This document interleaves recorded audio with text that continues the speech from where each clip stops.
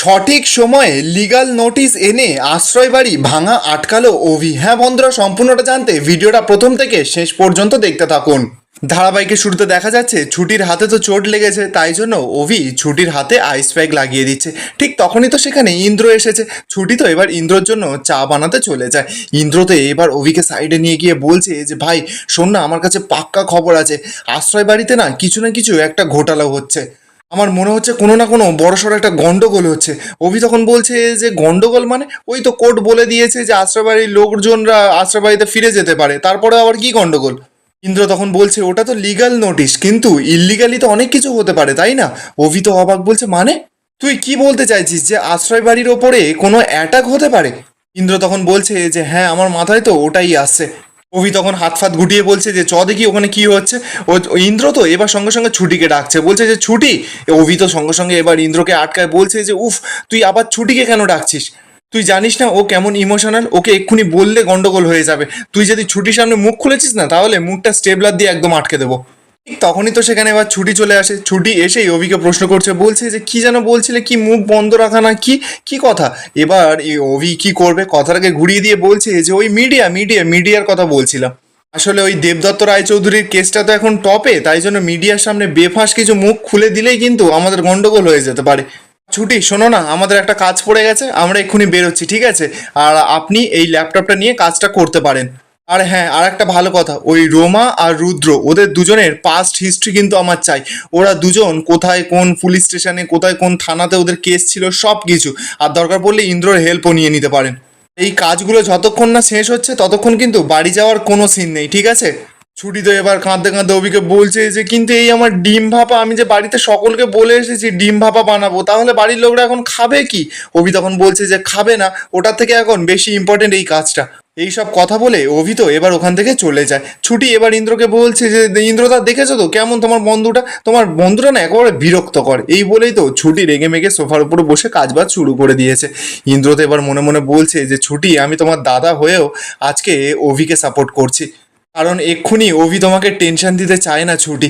আর তোমাদের সম্পর্কটা ভারী অদ্ভুত ছুটি। দুজনেই কিন্তু দুজনের ওপর ডিপেন্ডেন্ট হয়ে পড়েছো, কিন্তু সেটা মুখ ফুটে কেউ প্রকাশ করছো না। এরপর বেশ কিছুক্ষণ সময় কেটে যায়। ছুটি তো বেশ তোড় জোর দিয়ে কাজকর্ম করছে। ঠিক তখনই তো সেখানে ইন্দ্র এসেছে। ইন্দ্র এসেই ছুটিকে বলছে যে ছুটি, আজকের মতন আমি যাচ্ছি, আর আমি যে খাবারটা অর্ডার করেছিলাম সেটা তাহলে তুমি খেয়ে নিও। ছুটি তখন বলছে যে না গো ইন্দ্রদা, এই 10 বছরের কাজগুলো আমি যতক্ষণ না কমপ্লিট করতে পারছি না ততক্ষণ আমি খাবো না।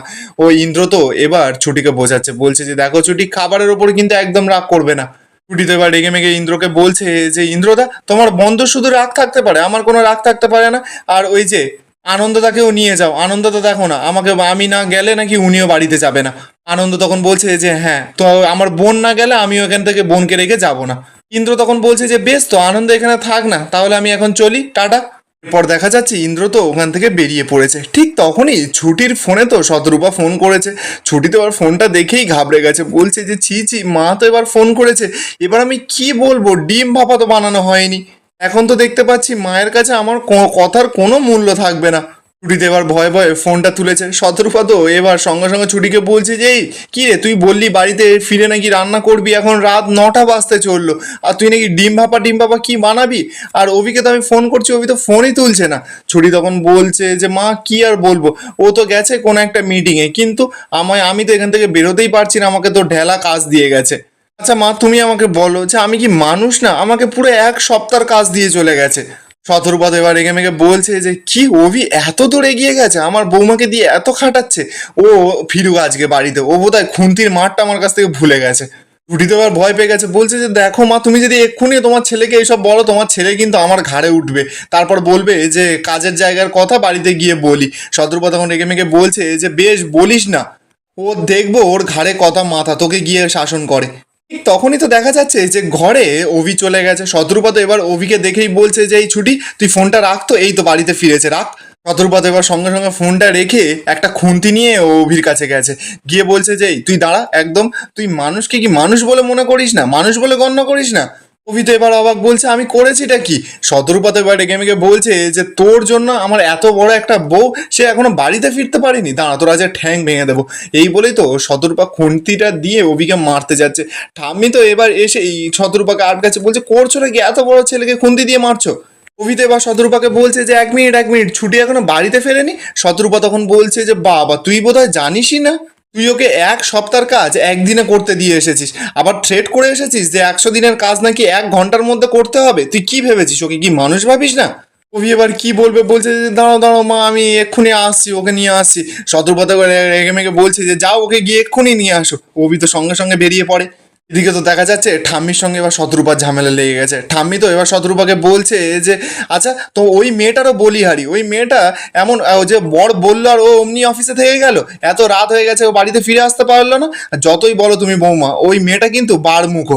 শতরূপা তো এবার রেগে মেগে ঠাম্মিকে বলছে যে মা আপনি কিন্তু আপনার নাতির দোষ একদম ঢাকবে না, ওই এখানে তো কিন্তু সম্পূর্ণ আপনার নাতিরই দোষ। আমি তখন বলছে যে কি করে আমার নাতির দোষটা হলো কি করে? শতরূপা তখন বলছে যে হ্যাঁ ও তো মেয়েটাকে রেখে এসেছে এক গাদা কাজ দিয়ে। আমি তখন রেগে মেগে বলছে যে ও তুমি তো আবার তোমার বৌমার কোনো দোষই দেখতে পাও না, সব দোষই তো আমার নাতির দোষ। শতরূপা তখন রেগে মেগে বলছে যে হ্যাঁ সব দোষই আপনার নাতিরই দোষ। এই বলেই তো শতরূপা রান্নাঘরে চলে যায় গজগজ করতে করতে। আমিও তো এদিকে রাগমাগ দেখাচ্ছে, দুজনের মধ্যে তো তুমুল ঝগড়া লেগে গেছে। অপরদিকে দেখা যাচ্ছে ছুটি তো কাজ করছে আর আনন্দকে বলছে যে আনন্দদা তুমি যাও না বাড়িতে। আনন্দ তখন বলছে যে পাগল নাকি, আমি তোমাকে ছেড়ে একা আমি এখান থেকে চলে যাব? না না আমি কিছুতেই যাব না। ঠিক তখনই তো আনন্দ আর ছুটি শুনতে পায় যে দরজা খোলার আওয়াজ। ওরা দুজন তো এবার চমকে গেছে। আনন্দ তখন ছুটিকে বলছে যে বোন মনে হচ্ছে চোর ঢুকেছে। ছুটিতে এবার পুরো ঘাবড়ে যায়, আনন্দর কাছে এসে বলছে যে কি বলছো কি আনন্দদা, অফিসে এত লাইট ফাইট জ্বলছে আর চোর কোথা থেকে আসবে? আনন্দ এবার ছুটিকে হাসতে হাসতে বলছে যে এই চোর মনে হয় নতুন চোর, আমার মতন এক্সপিরিয়েন্স চোর নয়, তবে ও জানে না ও এখন কার পাল্লায় পড়েছে। আনন্দ তো এবার চিৎকার করে বলছে যে এই চোর, যেখানে আছিস সেখানে দাঁড়িয়ে থাক, একদম ভেতরে ঢুকবি না। আনন্দ তো এবার হাতে করে একটা লাঠি নিয়ে এসেছে, লাঠিটা এনেই বলছে যে চোর তুই বেরিয়ে আয়, আজকে তোর একদিন কি আমার একদিন। এই বলেই তো আনন্দ যখনই লাঠিটা চালায় সঙ্গে সঙ্গে তো লাঠিটা গিয়ে অভির কাঁধে পড়েছে। ছুটি তো এবার সেটা দেখেই পুরো মুখে হাত হাঁ হয়ে গেছে। আনন্দ তো এবার পুরো ঘাবড়ে গেছে, বলছে এবার লাঠিটা নিয়ে কি করবে, লাঠিটা নিয়ে চারিদিকে ঘোরাচ্ছে আর নাটক করতে করতে ছুটিকে বলছে যে অফিসে এত মশা হয়েছে না বোন, একটু তাড়াতে পারো না? অভি তো এবার রাগের দৃষ্টিতে আনন্দের দিকে তাকিয়ে আছে। আনন্দ তো এবার সুরসুর করে ওখান থেকে কেটে পড়ে। অভি তো এবার তেড়ে মেরে ছুটির কাছে গেছে, ছুটি তো এবার ভয় পাচ্ছে।